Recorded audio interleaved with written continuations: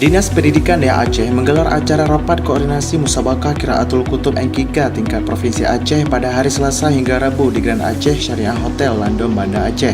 Acara rakor yang berlangsung tanggal 28 sampai dengan 29 Mei ini adalah salah satu rangkaian persiapan untuk penyelenggaraan MQK tingkat provinsi dalam rangka menyamakan visi penyelenggara dengan Dinas Pendidikan Daerah Kabupaten atau Kota se-Aceh. Diksi musabakah Qiraatul Kutub belum viral dan banyak orang yang masih bertanya-tanya. Padahal ini adalah sebuah kegiatan ekstrakurikuler Dayak santri. Dan di Aceh, Dayak adalah sebuah mainstream, sebuah arus utama.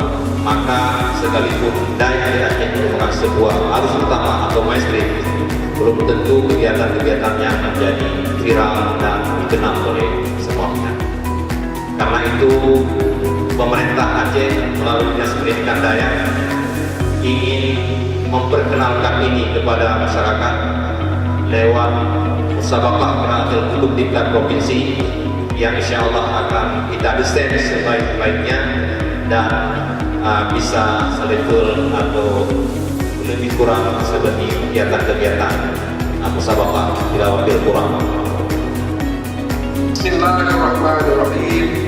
Rapat koordinasi persiapan musabakah Qiraatul Kutub tingkat Provinsi Aceh tahun 2019 dengan ini resmi saya nyatakan dibuka.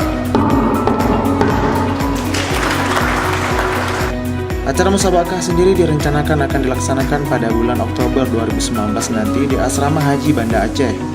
Acara rakor ini sendiri turut mengundang Kepala Dinas Pendidikan Daerah Kabupaten atau Kota se-Aceh dan asisten pemerintahan yang membidangi masalah daerah.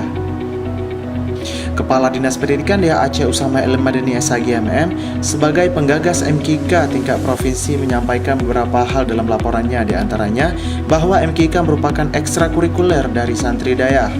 Dengan penyelenggaraan perlombaan Kitab Kuning ini, pemerintah Aceh melalui DPDA berkeinginan memperkenalkan lebih jauh kepada masyarakat Aceh tentang MQK dengan harapan menggalakkan perlombaan ini di tingkat apapun demi generasi Aceh yang lebih baik ke depan.